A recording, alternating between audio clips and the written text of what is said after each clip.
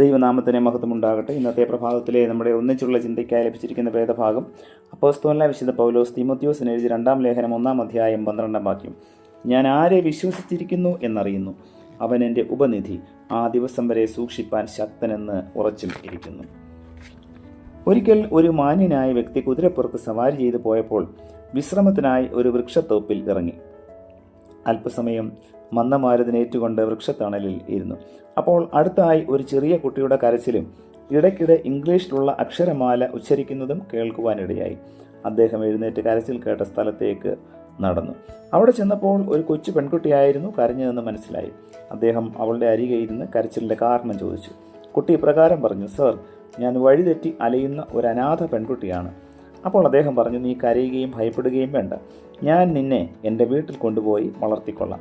അവൾ അദ്ദേഹത്തിൻ്റെ മുഖത്ത് നോക്കി പുഞ്ചിരിച്ചുകൊണ്ട് പറഞ്ഞു, അതെനിക്കറിയാമായിരുന്നു. അദ്ദേഹം ആശ്ചര്യപൂർവ്വം ചോദിച്ചു, എന്ത്, എനിക്ക് വേണ്ടി നീ കാത്തിരിക്കുകയായിരുന്നു എന്നും? നിന്നോട് ആര് പറഞ്ഞു ഞാനിവിടെ വരുമെന്ന്? അവൾ പറഞ്ഞു, സർ, ഞാൻ അങ്ങയെപ്പോലെയുള്ള ഒരാൾ വരുന്നതിന് വേണ്ടി കരഞ്ഞ് പ്രാർത്ഥിക്കുകയായിരുന്നു. അപ്പോൾ ആ മനുഷ്യൻ വീണ്ടും പറഞ്ഞു, നീ കേവലം കരയുന്നതും ABCDEFGH എന്നിങ്ങനെ അക്ഷരമാല ചൊല്ലിക്കുന്നതുമല്ലേ ഞാൻ കേട്ടുള്ളൂ. പിന്നെ നീ പ്രാർത്ഥിക്കുകയായിരുന്നു എന്ന് പറയുന്നത് എങ്ങനെയാണ്?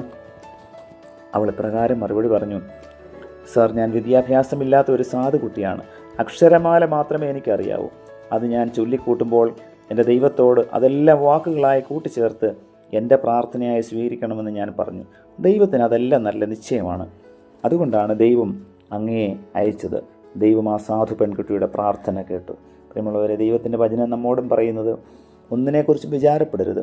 എല്ലാത്തിലും പ്രാർത്ഥനയാലും അപേക്ഷയാലും നമ്മുടെ ആവശ്യങ്ങൾ സ്തോത്രത്തോടുകൂടി ദൈവത്തോട് അറിയിക്കുവാനുള്ള വലിയൊരു അവകാശവും അവസരവും ദൈവം നമുക്ക് നൽകിയിരിക്കുന്നു.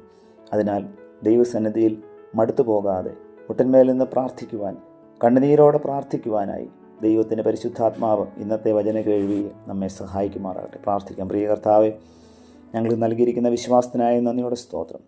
മടുത്തു പോകാതെ പ്രാർത്ഥിക്കുവാൻ, സമയഭേദവിനെ തിരുമുഖത്തേക്ക് നോക്കി അബ്ബാ പിതാവ് എന്ന് വിളിപ്പാൻ തക്കവണ്ണം കർത്താവെ, നീ ഞങ്ങളെ അവിടുന്ന് സഹായിക്കണമേ. പുതിയ പ്രഭാതത്തിനായി നന്ദിയുടെ സ്തോത്രം.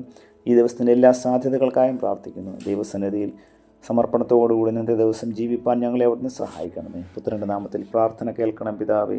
ആമേൻ.